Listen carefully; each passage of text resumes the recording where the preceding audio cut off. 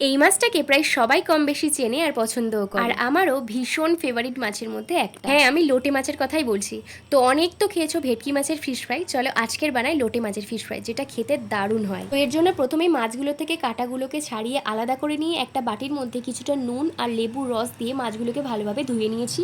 এরপর মাছগুলোকে ভালোভাবে পরিষ্কার করা হয়ে গেলে ওর মধ্যে কিছুটা লেবুর রস, পরিমাণ মতো লবণ, 1 চামচ রসুন বাটা, 1 চামচ আদা বাটা, 1 চামচ গোলমরিচের গুঁড়ো, 1 চামচ হলুদ গুঁড়ো, 1 চামচ লঙ্কার গুঁড়ো আর কিছুটা ধনেপাতা বাটা দিয়ে ভালোভাবে মিশিয়ে নিয়েছি। আর ভালোভাবে মেশানো হয়ে গেলে এটাকে 30 মিনিটের জন্য ঢাকা দিয়ে রেখে দিতে হবে। এরপর একটা বাটিতে একটা ডিম ভেঙে নিয়ে ওর মধ্যে কিছুটা গোলমরিচের গুঁড়ো, পরিমাণ মতো নুন আর কিছুটা কর্নফ্লাওয়ার দিয়ে একটা স্মুথ ব্যাটার তৈরি করে নিতে হবে। এখন 30 মিনিট পর মাছগুলোকে একে একে প্রথমে ডিম আর কর্নফ্লাওয়ারের ব্যাটারে ভালোভাবে ডুবিয়ে নিয়ে বেড ক্রামসে কোট করে নিতে হবে। বেড ক্রামসে ভালোভাবে কোট করা হয়ে গেলে মাছগুলোকে একটা ছুরির সাহায্যে ফিশ ফ্রাইয়ের আকার দিয়ে নিয়েছি। এখন আর কি কড়াইয়ে তেল গরম করে ওগুলোকে এদিক ওদিক উল্টে পাল্টে ভেজে নিলেই তৈরি আমাদের লোটে মাছের ফিশ ফ্রাই। আর এই ফিশ ফ্রাইটা খেতে দারুণ লাগে, খেলে মনেই হবে না যেটা লোটে মাছ দিয়ে বানানো হয়েছে। আমি এর আগেও এটাকে বাড়িতে দুবার বানিয়ে খেয়েছি, দারুণ হয় খেতে, তাই তোমাদের সাথে রেসিপিটা শেয়ার করলাম। এরপর বাড়িতে যখনই লোটে মাছ আনা হবে তখন একবার এই রেসিপিটা ট্রাই করে দেখো, আশা করি খুব ভালো লাগবে।